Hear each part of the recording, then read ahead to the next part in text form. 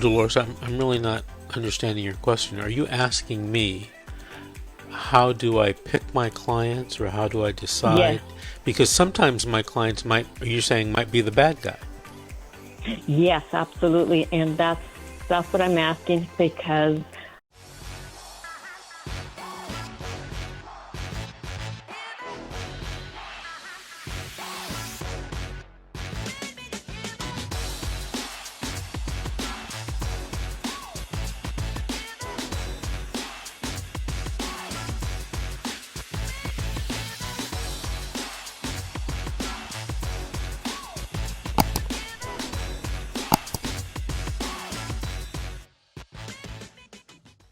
Let's take another call right now. Let's go to Dolores from California. Dolores, did you have a story to tell or a question to ask?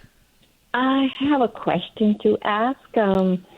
I know that you help a lot of families, against CPS, but how do you know when the parent actually is the bad parent who actually is doing harm to the child and using the child to basically create where she could hire an attorney to make money off the child?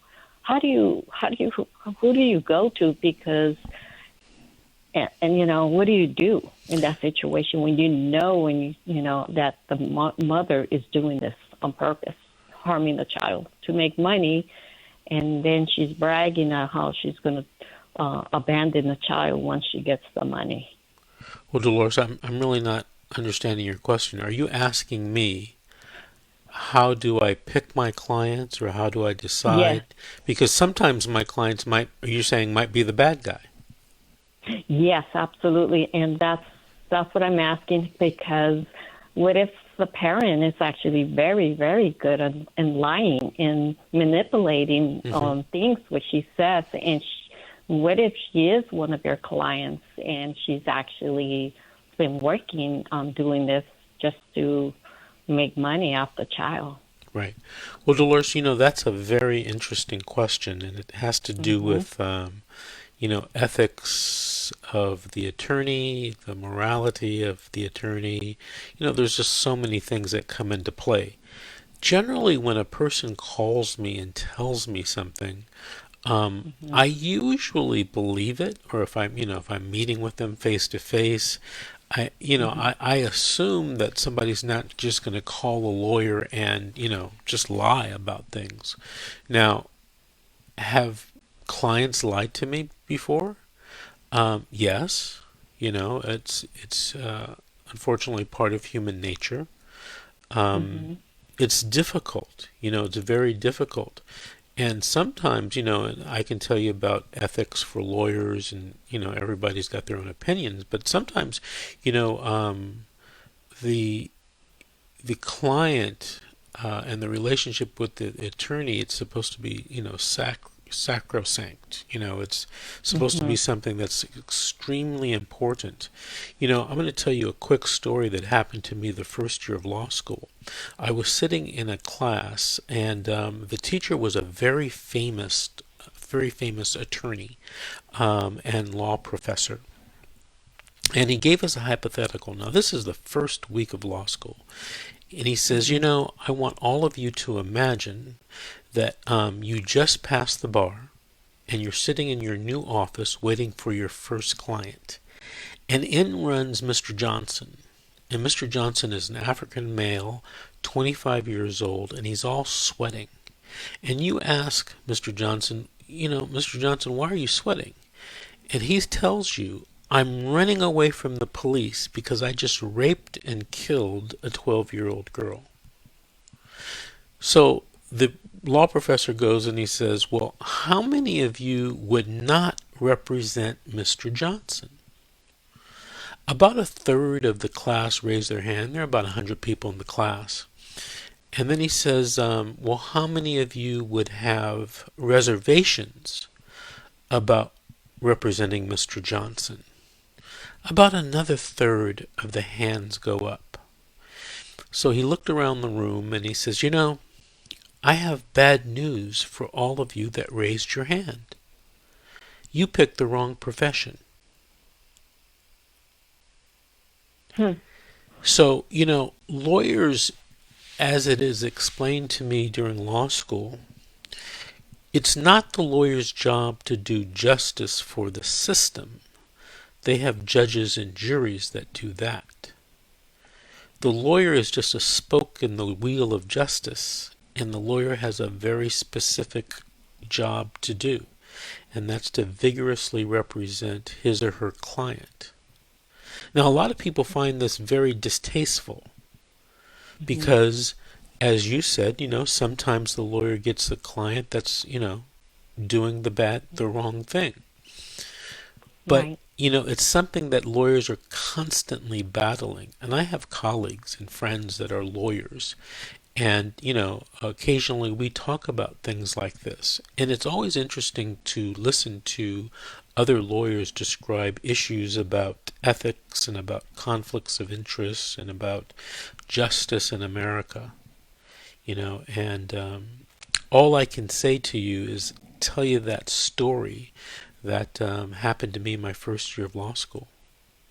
Mhm. So, What if, but what if, like, I know some information about that person? It's actually very, very she knows how to convince people to the point where, she sounds like she's saying the truth, but she's not saying the truth. But she's a very, I don't know how to say this, but basically she's a very good liar.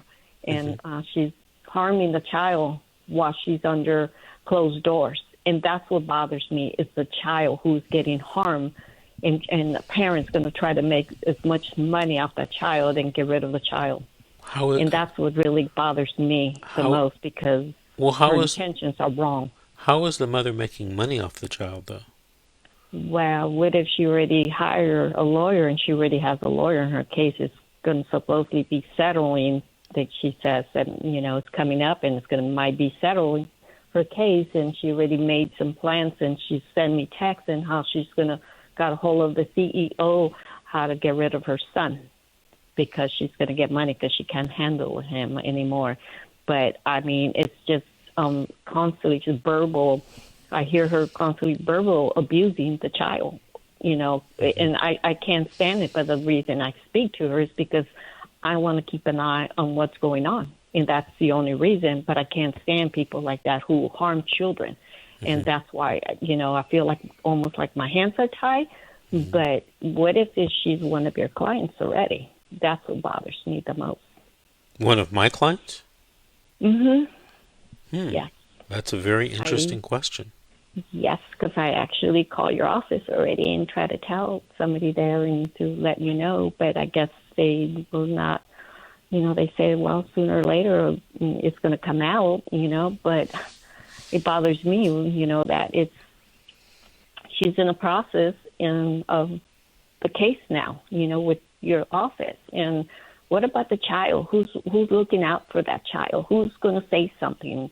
And it hurts me to hear that, that a child is getting, harmed, and to make money off the child. And I heard her tell the child to lie to the police. And so she's very, very good. And at first I thought maybe she is saying the truth, but after a while you have to kind of just, kind of hear, how she reacts when you go against her, or kind of say you're wrong, and she just throws a fit because it doesn't go her way. And I'm just saying that the child's in danger where she's with the mother, very in danger with the mother. Dolores, these are tough ethical questions. I know. I've been wanting to call your station for a while and kind of say something, but something's just recently something, was said and over the phone, and I got the text, and that would kind of trigger me to say, I don't care if it takes me an hour and a half waiting for you to take my call, but I thought I'd say 2 minutes. If I don't say something, it's going to bother me because I should have said something. Well, Dolores, I want to thank you for calling in, and thank you for sharing that with us. There's, a lot of things running through my head right now about ethics, about Mhm. loyalty to clients, about Mhm. what might happen to this child. All those types of things are running through my head. But listen, I want to thank you, Dolores, for calling in and sharing that story. And maybe if you feel up to it, you'd call us in 3 or 4 weeks, give us I an update, and hopefully everything's going to turn out all right. But I don't think so. She already had one child taken away from her. So, and she has never seen a child. So this is another thing that she's doing now to get rid of this other one. So it's not the first time. mhm. So she's, so that's what I'm saying. And she's got is a third she one. So is she is she involved with CPS? she was, I guess, and that's why her case, I know where her case is at, the status of it. And she claimed that the child, they did something to the child when actually what didn't happen to the child at at the home. The hmm group home actually happened in her home, and it was made up. And so, and like I said, she's got 3 children, but the first one was taken away, hmm and so this is the second one. The one has some difficult problems and learning disability, and so and the little one's only 5 years old, and the other one's 12 years old. So the 12-year-old she's going to try to get rid of. Okay. So Dolores, listen, my engineer is telling me we have to take a break, but I want to thank you okay, for calling in. Thank you for listening. We'll be right back after these messages. This is The Secret: How to Fight Child Protective Services and Win.